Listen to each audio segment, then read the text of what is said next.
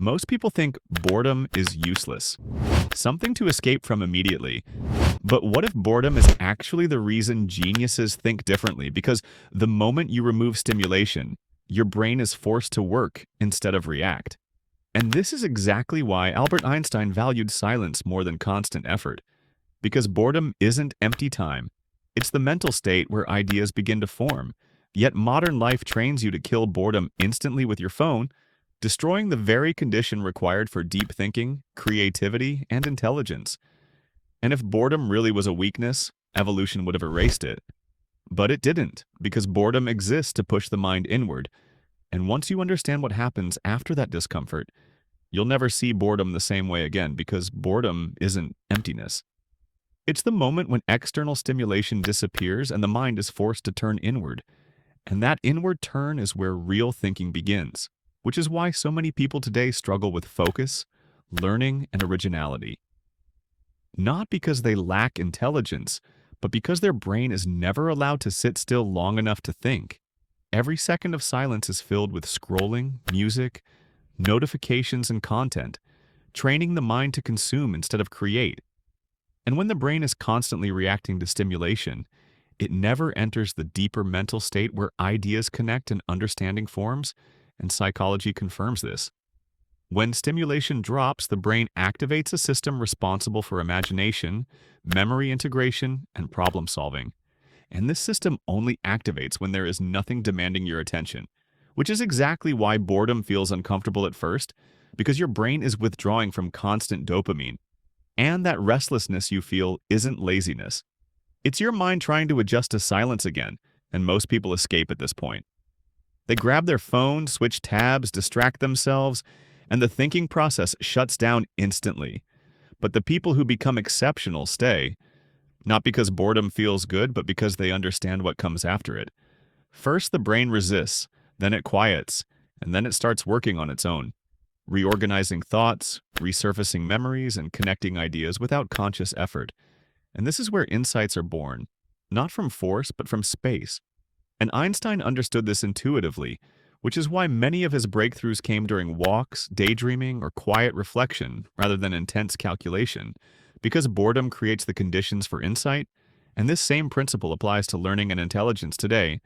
A brain that never experiences boredom becomes dependent on stimulation, and a stimulation-dependent brain struggles with focus, patience, and deep understanding, which is why studying feels unbearable for so many students, not because the material is too hard, but because their attention has been trained to expect constant novelty, and learning by nature is slow, repetitive, and mentally demanding, requiring sustained focus without immediate reward, and boredom is the training ground for that focus.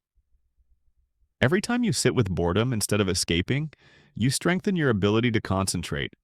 And concentration is the foundation of intelligence. Not motivation, not talent, but the ability to stay mentally engaged without stimulation. Because intelligence is not about how fast you consume information. It's about how deeply you process it. And depth only comes when the mind is allowed to stay with a thought long enough to understand it. And if you look honestly at your own life, the best ideas you've ever had didn't appear while scrolling or watching videos. They appeared in the shower, before sleep, during quiet walks, or while staring into nothing. Moments where your mind had space to wander, and this is not coincidence. Boredom pushes the brain to explore internally, to simulate possibilities, to ask questions, and to connect ideas that would never meet under constant distraction.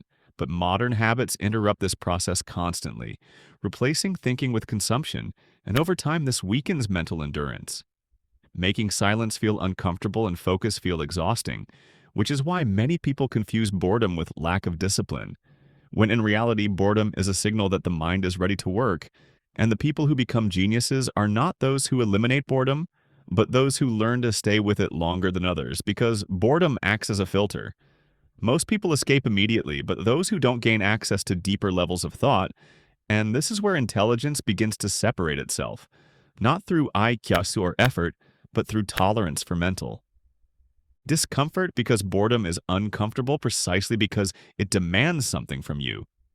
It demands reflection, imagination, and questioning, and if you always avoid that demand, your mind becomes passive, waiting to be entertained, waiting to be fed ideas. But if you accept boredom, you activate agency, you take control of your attention, and attention is the most valuable cognitive resource you have.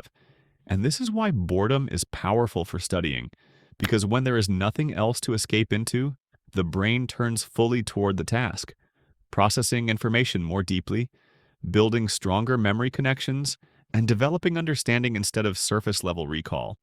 And this is why genius-level thinkers often appear slow on the surface, because they value depth over speed, silence over noise, and clarity over stimulation. And Einstein was right because he understood that the mind needs space to grow, just like muscles need rest to rebuild. And constant stimulation doesn't strengthen the brain. It exhausts it, while boredom restores its ability to think independently and in a world addicted to noise. Choosing boredom is no longer weakness. It is a competitive advantage, because the ability to sit quietly with your thoughts is becoming rare, and rarity creates value. The people who can think without distraction will always outperform those who can only consume, because innovation does not come from copying ideas. It comes from creating them, and creation requires boredom, because boredom is where imagination wakes up. And once you understand this, boredom stops feeling like wasted time and starts feeling like training.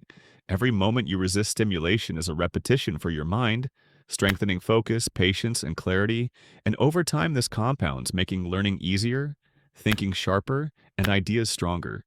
Not because you're doing more, but because you're finally allowing your brain to do what it was designed to do, which is why boredom doesn't kill genius. It creates it. And the sooner you stop running from boredom, the sooner you start thinking like the people who change the world.